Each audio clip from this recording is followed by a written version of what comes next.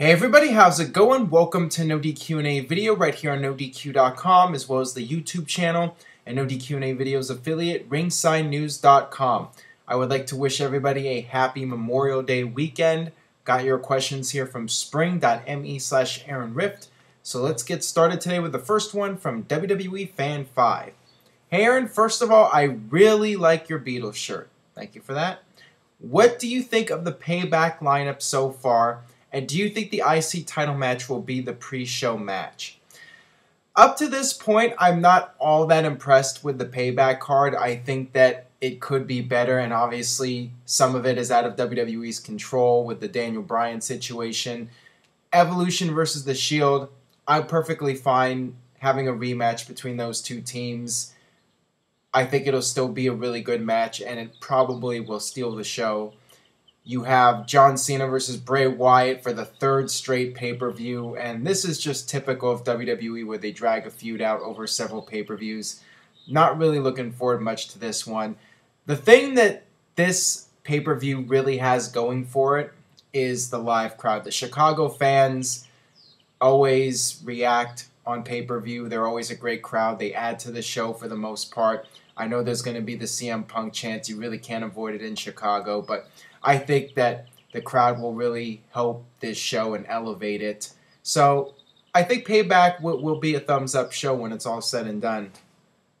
And regarding the IC title match, Wade Barrett versus RVD, the fact that they did this whole beat the clock thing makes me believe that WWE is looking at the IC title as a higher priority, and I would be shocked if it was the pre-show match. I think that with the Payback lineup not being all that strong, you need the IC title match on there, and WWE can just throw something random on there at the last minute. I'm expecting something like that to happen, but yeah, I think the IC title match will be on the main card, and once again, being in Chicago, you have RVD, you have Wade Barrett. I think that match will have good heat and could be a big surprise to a lot of people. We'll see how that goes. And this one comes from Rosebud Peep. Longtime viewer, first-time asker. Do you think Evolution could use a fourth member in the old Randy Orton role? If so, who? I could see Ziggler. Do you think WWE would ever get Chris Sabin or Alex Shelley? And are you a lemon or a rosebud? Please answer in video. Well, first off, I hate to say it. I hate to be the party pooper, but at this point, I'm a lemon. But maybe things will change. Regarding Sabin and Shelley in WWE, unlikely. WWE is focusing on their own homegrown talent from NXT, and I think the odds are against them bringing in former stars from TNA. And as far as a fourth member of Evolution, yeah, I would like to see a new member of Evolution. I talked about this months ago, before Evolution even reformed, that I would like to see a guy in the Randy Orton or Batista role. You have Triple H as the Ric Flair of the group, and then you have Randy Orton and Batista as the Triple H of the old Evolution, and then you have a young up-and-coming guy that you can groom to be the next big star. Now, who is that going to be? Will it even happen? If it does happen, I don't know if it's going to be Ziggler or not. That would surprise me, but I think it's more likely that somebody like Sheamus will be in that role. And yes, I know he's not exactly an up-and-coming star, but he is a guy that WWE is very high on, and he's been one of their top stars over the past several years, and right now he kind of has no direction. And this leads me to the next question here from MMA Mike Zero. What do you make of the rumors that possibly Sheamus will join Evolution? I know he needs his heel turn already, but that would ruin the stature of Evolution in my opinion. Thoughts? Please answer in video. I think I would be okay with Sheamus in Evolution. I think it might be better to have a younger star in that role, but at the same time, you need to do something with Sheamus, and that would be a good way to get his career going again and get him back into the mix at the top and give him something significant. He definitely needs the heel turn. That is something that's long overdue. He's very flat as a babyface right now, so he could really benefit from that. And I'm just thinking how WWE operates. Sheamus is a guy that they've invested a lot in, and I see him being chosen over guys like Dolph Ziggler or Damian Sandow, even though, looking at it from the whole standpoint of pushing a younger talent, it would make more sense to have somebody like Ziggler in there. But if I had to make a prediction, I'll say that Sheamus will be the next member of Evolution, but time will tell.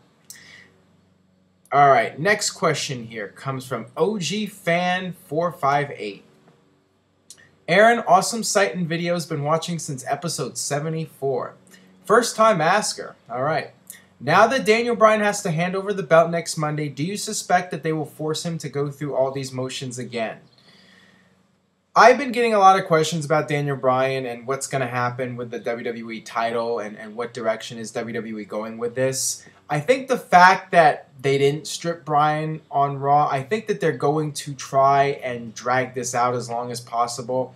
I really don't think WWE wants to strip him of the title. I think that they want to try and work out a storyline so he can stay champion for a while until he's ready to come back. So we'll see what happens on Raw. It's possible, he'll say no and he'll refuse, and maybe they'll do a match at Payback or at Money in the Bank. They'll do a match where somebody is defending the WWE title for Daniel Bryan, and then that person can win the match and then later say, hey, Bryan, you owe me a favor. They could even do it with John Cena. There's any number of guys that they could do it with, and it wouldn't surprise me if they did something like that where they had somebody go in there and defend the title for Bryan and then make that into a storyline down the line. So, there's different ways they can go, but I think they're going to try and do whatever's possible to not strip him of the title unless, his recovery takes longer than expected and there's some sort of complication. At that point, they would probably have no choice but to strip him of the title. All right, this one comes from Frankie Diamonds. Hey Aaron, first time asker, big fan of the videos. Do you think the WWE will make a new version of the Nation of Domination? If so, who would you like to see in it? Keep up the good work. I don't think we'll be seeing another Nation of Domination unless it's TNA. I think that it's a different era in WWE and the Nation of Domination. It was an all-black stable, at least the later Nation of Domination, not the original with Savio and Crush, but the later one was an all-black stable, and they had the whole racial storyline.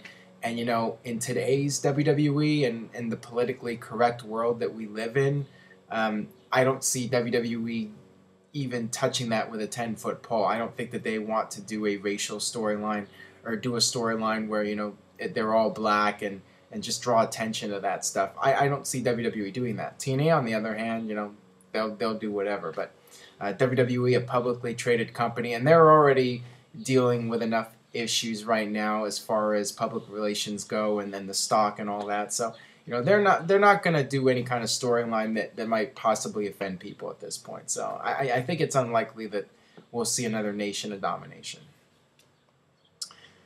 All right, this one comes from Prince Jonah-san. Hey Aaron, what's up? Will WWE one day turn back to the WWF World Wrestling Federation? I still remember Ultimate Warrior's speech expressing that he wished that they could bring the F back. Please answer in a video. I don't think so. Keep in mind that if for some reason WWE was allowed to use that name again and they got the legal rights to it or whatever, it would still cost a lot of money to rebrand. You'd have to change the logo on everything, and that costs money. So, WWE's not going to change their name and change their brand and logo and all that stuff unless they absolutely have to, because it's an expensive process. So I don't see them going back. They've been WWE now. I've gotten used to it. I think most people have gotten used to it by now. Warrior is a guy that wasn't around for many years, so he wasn't used to it. But for the vast majority of the fans watching and most of the current town, everybody's used to WWE now, and there's a lot of fans out there that only know WWE. They don't even know the WWF as it was. So, I don't think it would happen even if they did get the rights to use the name again. All right, one last question here from K Weeks 622. Do you see William Regal getting inducted into the Hall of Fame? Even though he's never won the big one in his career, he's done so much in his career and he's given back to the business to help guys in NXT. Please answer in video. Thanks. I would say there's a very good chance of William Regal going in because he is a guy that is very well liked and very well respected in the wrestling industry, and he's got a lot of people that are vouching for him. So I think it's inevitable that he goes in. He's got a lot of friends. He's got a lot of people that support him and a lot of fans that support him too. You know, he's always considered to be a guy that should have gotten a bigger role and gotten more of a push in the wrestling business. So yeah, I think that absolutely he will be in at some point. No doubt about it.